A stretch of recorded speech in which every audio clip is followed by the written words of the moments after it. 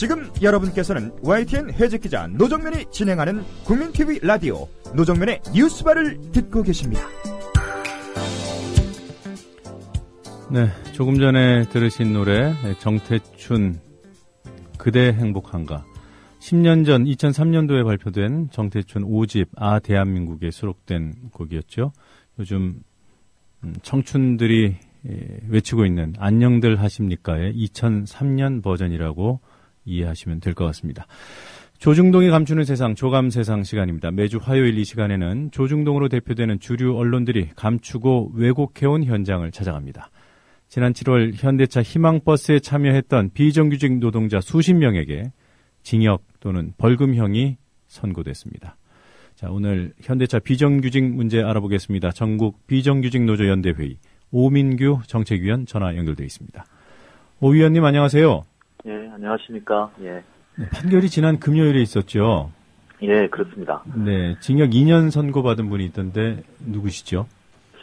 지난 10월에 구속이 됐었는데요. 네. 현대자동차 비정규직 노조의 전 지회장이었던 박현재 지회장, 그리고 네. 강성용 수석부지회장, 그리고 네. 김응효 조직부장 세 분이 당시 구속이 됐었는데요. 네. 2달 만에 이제 1심 판결이 나왔습니다. 근데 박현재 지회장에 대해서 징역 2년의 실형이 선고되었고요. 네. 강성용 전 수석부지회장하고 김응효 전 조직부장에 대해서는 징역 2년에 집행유예 3년을 선고받았습니다. 그럼 강성용 수석하고 김은교 씨는 지금 석방이 됐겠죠? 예, 집행유예를 받고 일단 석방이 된 상태입니다. 네, 예. 박현재 전 지부장은 징역 2년이니까 앞으로도 한참 복역을 하게 되는 상황이네요. 네. 그 외에 다른 분들은 어떤 판결이 나왔죠? 그날 사실 이제 한 조합원들 총 45명 정도가 재판을 받았는데요. 네. 세 분은 구속 상태였고 나머지는 불구속 상태에서 재판을 받았는데, 네. 총 박현재 지회장은 징역 2년의 실형, 그리고 나머지 수석부지회장과 조직부장 비롯해서 8분 정도가 집행유예형이 떨어졌고요. 네.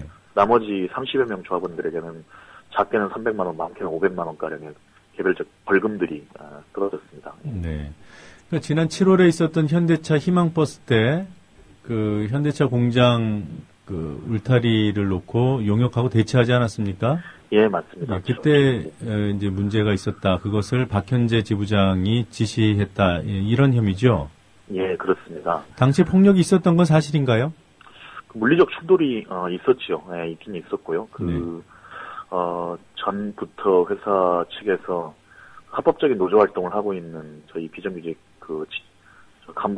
지회 간부들을 납치해서 폭행을 가하고 경찰서에 인계하거나 이런 사건들이 비일비재하게 벌어지던 상황이었습니다. 납치해서 경찰에 인계를 해요? 예. 체포 권한이 없는 사람들이 사 내에서 납치를 해서 스타렉스 차량에 태워서 네. 경찰서로 인계하는 사건들이 비일비재하게 벌어졌습니다. 예, 그래서 상당히 이제 분노한 시민들이 그때 울산으로 많이 오셨었고요. 예. 그래서 공장으로 들어가자라고 하는 목소리가 높았고, 그 과정에서 이 공장 들어가려는 대우를 막으려는 경비대들하고 물리적 충돌이 있기는 있었습니다. 네. 그때 상황을 저도 어렴풋이 기억합니다만 아산에서도 한 분 숨지는 일이 있었고요. 그렇죠. 네. 그리고 또 울산에서도 예기치 않게 회식 자리였습니다만은 사망 사건이 있었죠. 노동자들 사망 사건이. 그래서 아마 좀 여러 가지로 노동자들이 격분된 상태였던 것으로 제가 기억하는데. 그런데 그런 배우에게 물대포를 쏘고 엄청난 폭력들이 또 다행히 됐었지요, 당시에. 그게 경찰에 의한 폭력이었습니까? 아니면 사측 용역에 의한 물리력 행사였습니까? 당시 초기에는 경찰들은 거의 지켜보기만 했고요. 네.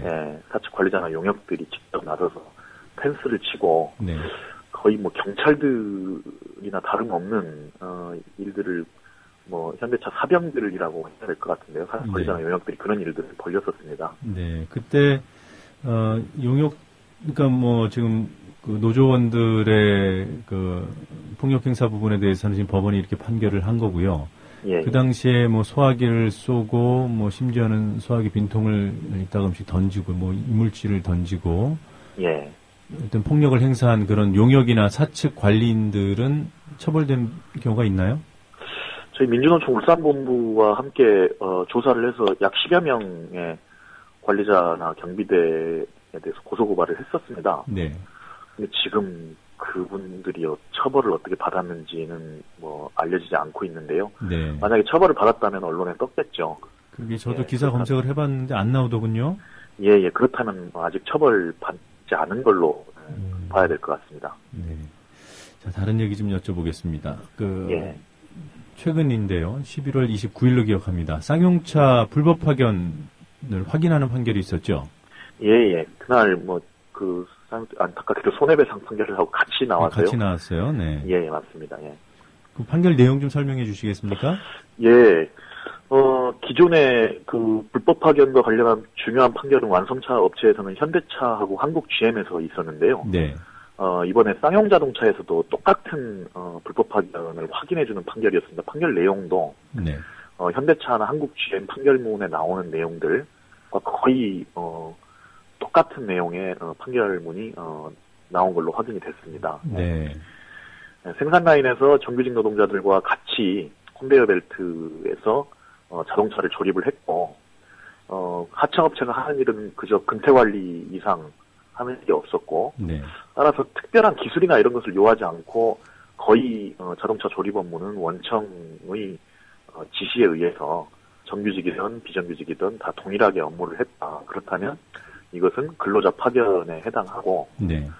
따라서 2년이 경과한 시점부터 정규직 노동자로 봐야 한다라고 하는 판결입니다. 네.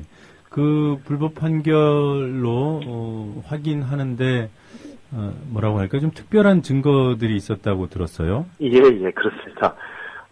지금 쌍용자동차 비정규직 지회장을 맡고 있는 서맹섭 지회장 얘긴데요. 네. 2003년부터 쌍용차에서 일을 했는데 2005년에 네. 당시 산업자원부, 지금으로 따지면 산업통상자원부가 되겠네요. 네. 여기서 주최하는 국가 품질 경연대회에 참여를 했는데요. 정규직 노동자하고 같이 이제 당시 차차 A팀 대표로 참여를 했었고, 경기도에서는 최우수상, 그리고 전국대회에서는 대통령 은상을 받았었습니다. 네. 그런데 이거를 이제 쌍용자동차 회사 측이 자기 회사 신문에 네. 이제 대문짝하게 정규직 노동자와 비정규직 노동자 상 받은 그 사진을 이제 우리 쌍용차의 자랑이다 해서 냈던 거죠. 네. 예, 그것이 이번 재판 과정에서 증거물로 제출되어서 불법 파견의 증거로 채택이 되었습니다. 네, 그러니 정규직 노동자로 인정하라 이런 취지로. 네, 그렇습니다. 네. 사실 이 대목에서 좀 한 가지 말씀을 더 드리고 싶은데요. 네. 예, 현대차든 뭐 한국 GM이든 쌍용차든 불법 파견 문제 관련해서 저도 계속 같이 사업을 해 왔었습니다만은 네. 불법 파견이 완성차 업계에서 문제가 되기 시작한 중요한 이유 중에 하나는요.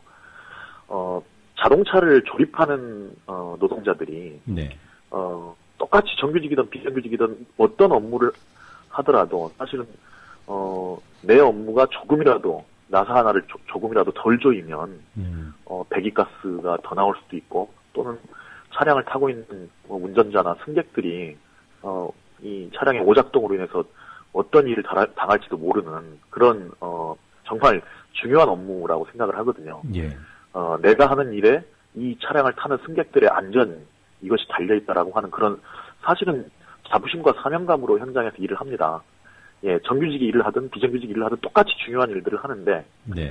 그런데 그런 일을 하는 노동자들에게 그 임금은 차별이고 고용도 항상 불안하고 게다가 노동조합을 만들어서 그런 것들을 처우를 개선해달라고 요구하면 당신네들은 현대차나 한국 GM, 쌍용차 직원이 아닙니다. 하청업체 소속이니까 거기 가서 따지세요.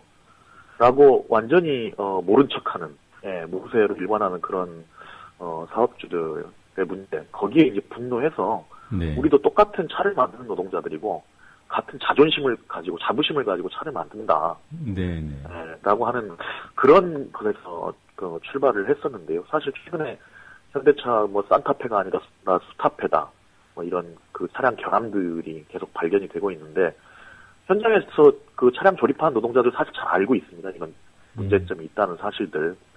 그런데 이렇게 대접을, 소홀히 하고, 이번, 차량 결함 얘기를 하더라도, 귓등으로도 듣지 않는 회사, 이런 것들을 보면서 정말 절망스럽게 내 처지를 개선하려면, 뭔가, 이 법적인 지점에라도 호소를 해봐야 되지 않겠는가라고 하는 그런 데에서 출발했던 게 불법 파견이라고 하는 쟁점입니다. 네. 어쨌든 이런 그 소송 결과가 나오면은 예. 불법 파견 사업장에 대해서 특별 근로감독하겠다는 게 박근혜 당시 후보의 공약이기도 했고요. 이 박근혜 정부 출범 이후에도 쭉 그 입장을 견제해오지 않았습니까? 예, 맞습니다. 근데 왜 그 특별 근로감독 안 하는 거죠? 한국 GM에 대해서 지난 3월에 판결이 나왔는데 지난 12월 2일부터 특별 근로감독을 하기는 했더라고요. 네. 네, 한 5일간 했다고 하는데 아직 그 결과가 나오진 않았는데요. 네. 이게 6개월이 지나서 왜 이런 걸 했을까라고 해서 한국 GM 노동자들에게 좀 물어봤는데요. 네. 그 특별 근로감독이 있기 바로 일주일, 2주일 전에 정규직과 섞여서 일하던 공장에 있던 비정규직들을 다른 곳으로 전환 배치를 했다고 하더라고요. 예. 그러니까 대법원 판결이 난 현대차 사건에 대해서는 지금 특별근로감독 자체를 하질 않고 한국 GM 문제에 대해서는 뭔가 현장을 바꿔놓고 지금 특별근로감독을 하는 거라서 솔직히 좀 의심이 되는 짜고 치는 고스톱이라는 예, 말이 있습니다만 결과를 지켜봐야 알겠습니다만은 그런 의심이 좀 드는 대목이 있습니다. 예. 자, 이 시간이 얼마 없어서 예. 짧게 한 2, 30초 정도로만 좀 답변을 부탁드리겠습니다. 예. 삼성전자 서비스 노동자였던 고 최종범 씨 딸, 예. 우리 별이의 돌잔치가 있었다고요? 예. 지난 13일이었는데요. 네. 예, 비록 지금 아버지는 관에 누워 계십니다만은 별이의 인생을 같이 축하해주고 싶은 수많은 엄마 아빠들이 백기환 선생님 비롯해서 모두 오셔가지고 정말 뜻깊은 행사를 가졌습니다. 예, 잘 알겠습니다. 자, 오늘 소식 잘 들었습니다. 다음 주에 뵙겠습니다. 예, 감사합니다.